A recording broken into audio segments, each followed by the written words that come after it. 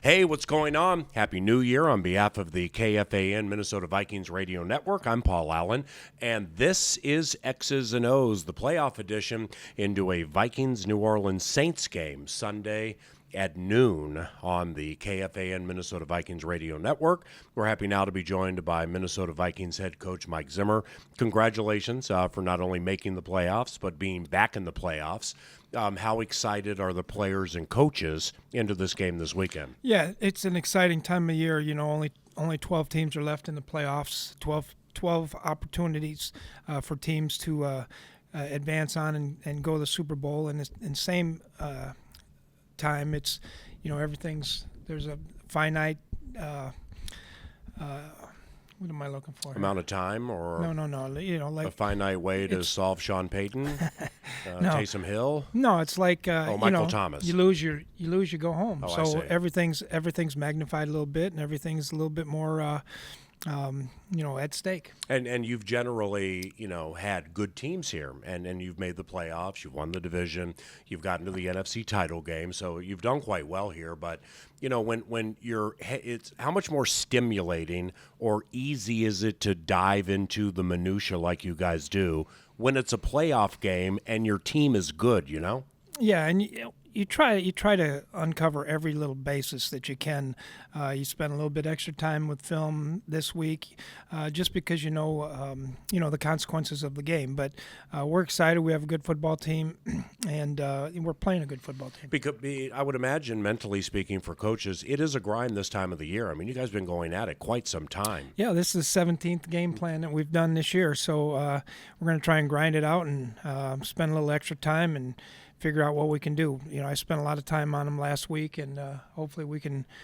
It'll play to an advantage this week. Hey, Mike, what's challenging about managing the overall game, specifically a game like this where it's going to be loud, when you're also hyper-focused on running the defense? Yeah, it does make it difficult, especially, you got to pay more attention to the special team situations, the fake punts, and making sure everybody's out there and aware of what could happen at that time. Also, being able to interject offensively. Hey, it's getting close here. Let's make sure we have the ball at the end of the game or end of the half. Anybody on the sideline or upstairs assist you during the process with, I don't know, timeouts, stuff like that? Yeah, everybody does. I mean, Adam does a great job with it. Gary Kubiak helps a lot. I flip the switch back and forth to a lot of different guys. The practice week is underway with Dalvin Cook and Alexander Madison, specifically those two. I guess Eric Kendricks also. What do you need to see from them this week to make sure they're exactly where you want them to be for this game? Yeah, I think just the biggest thing is when they get out there, they're able to move and do the things and protect themselves really at the end of the day. But I feel good about them, and they should be ready to go. Are the Saints using Alvin Kamara differently or less frequently than maybe the last time you played them? Well, they're using Latavius quite a bit. They've got a good mix of the two backs, so I think they're taking a few of the plays off of Kamara, but he's still in there quite a bit. He's a very dangerous back, and Latavius has had a great year. Now with Latavius Murray, is his role in essence what Mark Ingram used to be for them? Yeah, quite a bit similar. Probably the style of runs are pretty much the same. How important in a game like this, Mike, is middle pressure against a quarterback like Drew Brees? Well, any kind of pressure is big against him, but hopefully we can get some pressure on him with our ends. Hopefully we can get some pressure on him with guys up the middle, but it's not allowing him to step up and get into the pocket and get into rhythm is big. And this is not, some cliched Bob Hagan-related size joke because Drew is diminutive, but I say middle pressure specifically because he is on the shorter side, and then maybe it would impede him looking down the field. Yeah, the thing that he does well, though, he moves very well in the pocket. He's not a scrambler. I don't remember last time I've really seen him run. but he does move side to side very well. He will move out of the pocket some to throw the football. So we're going to have to try to rush him and try to affect him the best we can. From Aaron Rodgers to everything you've seen this year, and you've seen it all throughout your career, is this version of Drew Brees and this offense inside the red zone, when they get in the red zone, is this about as good as you've seen? Yeah, they're terrific. They got playmakers. Cook in the red zone is big, and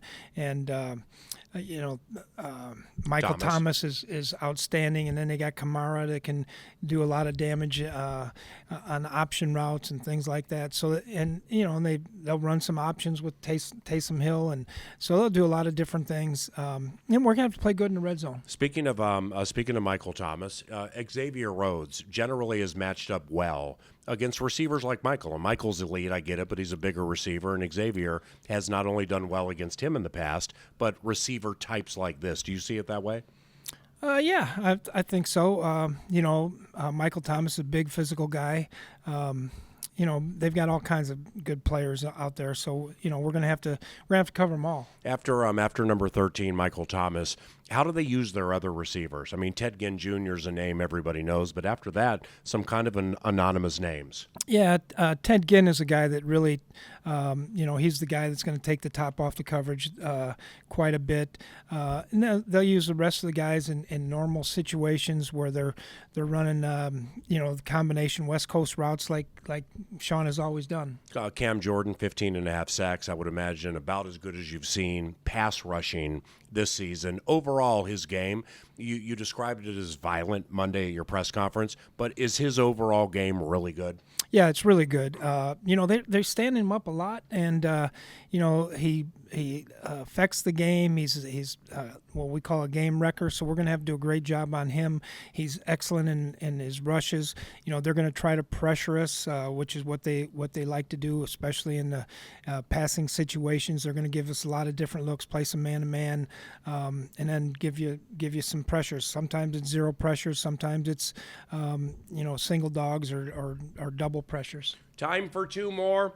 Do you notice their defense, specifically their secondary, really feeds off this crowd? I mean, they really play well off this crowd. Yeah, and I think they want to sit on some routes too. They've got good corners, good safeties. So they'll try to sit on some routes because then they know that they've got pressure and the noise behind them. Getting to the quarterback. So I do think that will be a big factor. What have you noticed about their defensive line since they have not had Marcus Davenport and or Sheldon Rankins? Yeah, they run guys in and out. They've got good inside players, and they'll use linebackers a little bit more. Those guys have been playing well. 57, is it? Demario Davis. Demario Davis is playing very well. He leads them in tackles. Yeah, he plays extremely hard. Very, very disciplined player that makes a lot of plays. Sean Payton, their coach, does he like to get tricky? I mean, is he a guy in every game you have to be concerned about? Like in the Miracle game, Willie Snead, I think, threw a pass. Right. And last year when you guys played them, Taysom Hill threw a pass, right? And I know he was a quarterback at BYU, but Sean always likes to get tricky, right? Yeah, well, Sean, he's going to personnel group you a lot, and then all kinds of different personnel groups. He really wants to keep you off balance, take shots down the field, but they run the ball very effectively, so we have to do a great job there. And Sean's always done a great job as far as calling plays, and he's shifting Sean. And he, last one, he's been your friend for multiple decades. Will you guys chat this week? No, I don't think we will. No texting or anything. No, we'll probably talk before the game. Hey, man, great job this year, and best of luck this weekend. Okay. Thank you. Mike Zimmer, head coach of the Minnesota Vikings, and I'm Paul Allen. This is X's and O's on the KFAN Minnesota Vikings Radio Network.